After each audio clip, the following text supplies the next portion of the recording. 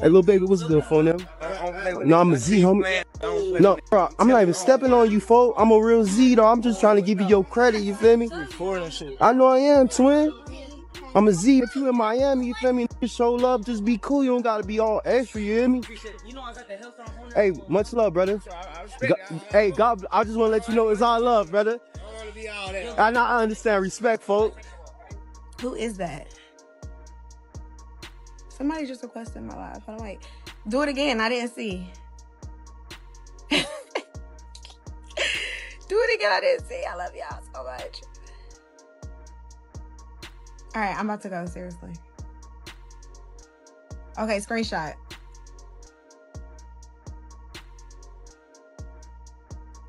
All right. It's just like, pull it up and show me everything. Right, like all their cars leased, they owe they label this, he even had like a breakdown. My son, see, this is what pissed me off when my son showed me something. Yeah. My son showed me something, he like, Daddy, he like, what?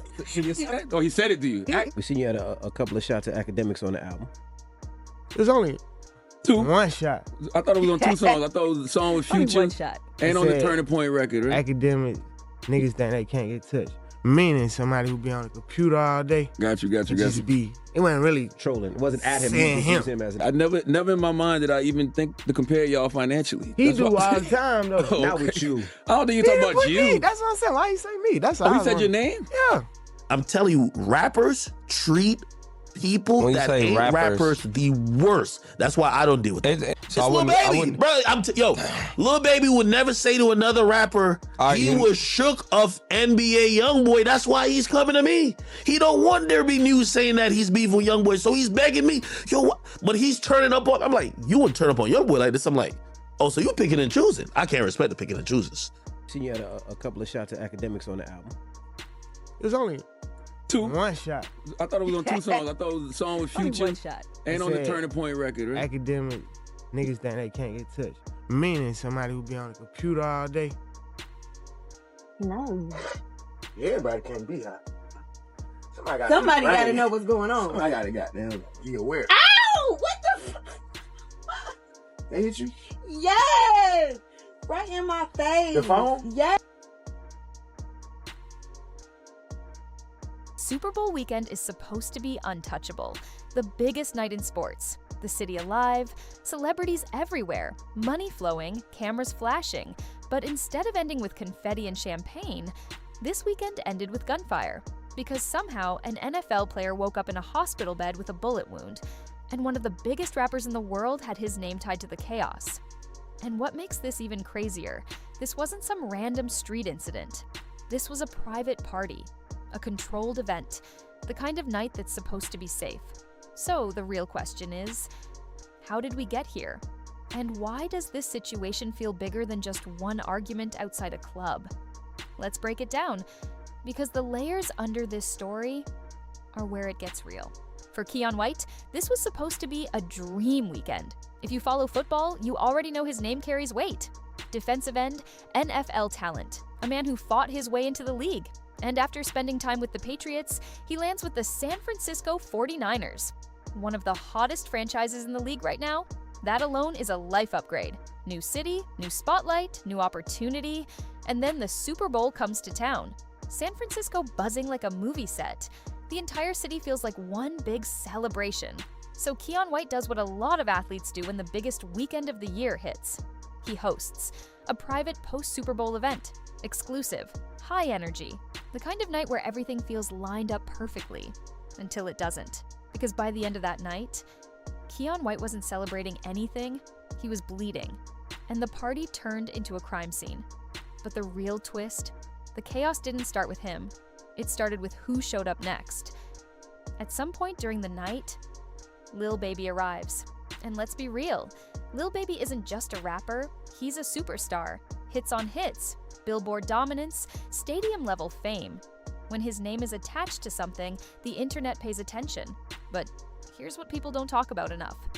Sometimes it's not even the celebrity that brings the problem. It's the people around them. Because fame comes with entourages. And entourages come with egos. According to reports, Lil Baby and his crew allegedly tried to enter Keion White's private event, not the public section. Not some open nightclub night, a private hosted party.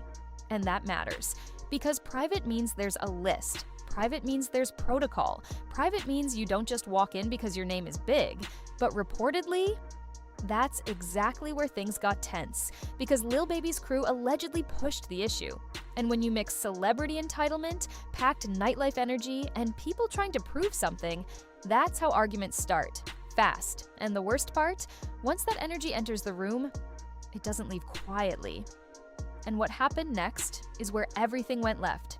Staff at Dia Lounge reportedly noticed the tension early. This wasn't just some casual disagreement. It was heated enough that someone had to step in. A staff member was called over to de-escalate. And that detail tells you everything, because clubs don't pull staff into situations unless it's already on the edge. For a moment, maybe it looked like it was calming down. Maybe people thought it was handled. But then, gunshots.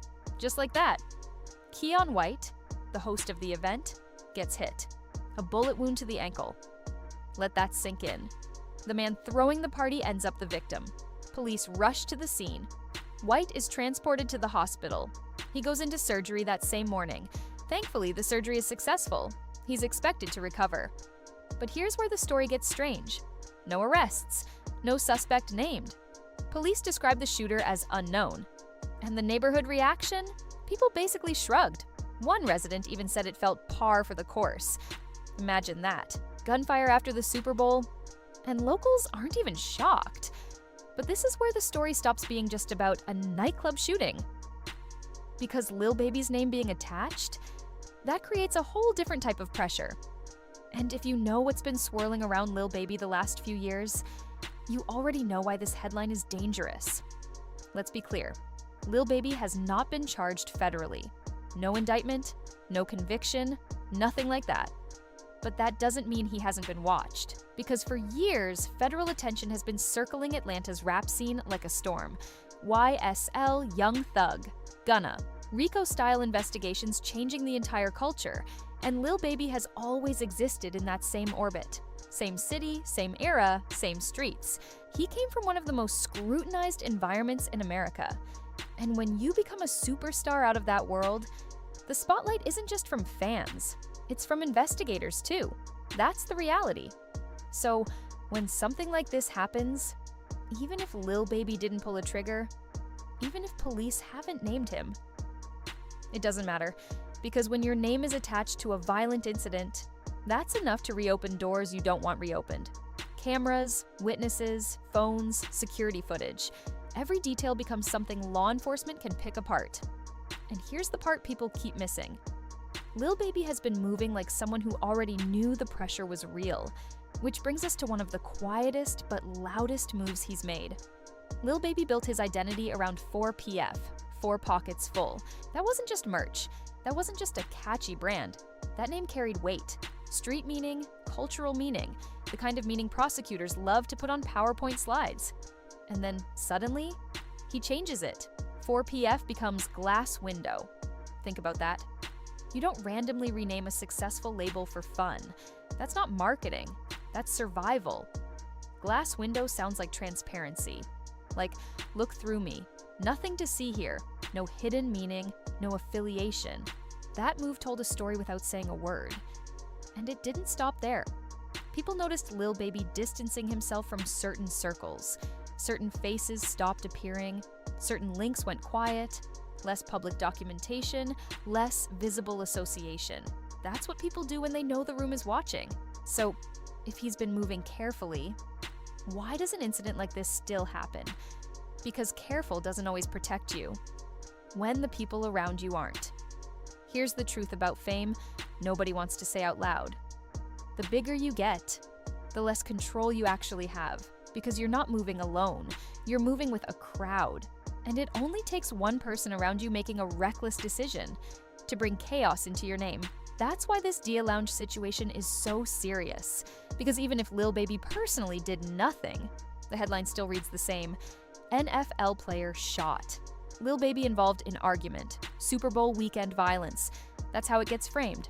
And once it's framed that way, you can't unring that bell. Now investigators have reason to ask questions. Now the league is watching. Now the blogs are watching. Now everybody is watching. And the craziest part, the victim isn't just anybody. It's an NFL player, which means this isn't going to stay underground. This is going to get handled differently. The 49ers now have a nightmare on their hands. Their player gets shot in their city during Super Bowl weekend. That's not just personal, that's organizational. The NFL protects its brand like a billion-dollar fortress. So you already know. There will be internal conversations, security changes, league involvement, possibly even investigations beyond police. Keion White's offseason is now disrupted. Training, recovery, timelines uncertain, all because of a confrontation over access to a party. And from Keion's perspective, that's the worst part. By all accounts, he did everything right. Private event, controlled environment, still ends up injured. It's the collision of two worlds that don't always mix safely. Sports and rap nightlife. And the internet? Of course it went insane. Zoom out. This isn't just gossip, this is culture. Hip-hop is in a moment where consequences are catching up fast. The Atlanta Rico wave changed everything. Lyrics used in court, friendships turned into associations, brands turned into evidence. Rappers are moving differently because they have to. And Lil Baby has clearly been trying to adjust. But incidents like this show the trap. No matter how much you rebrand, no matter how quiet you move, you are always one night away from being pulled back into the chaos. That's the danger.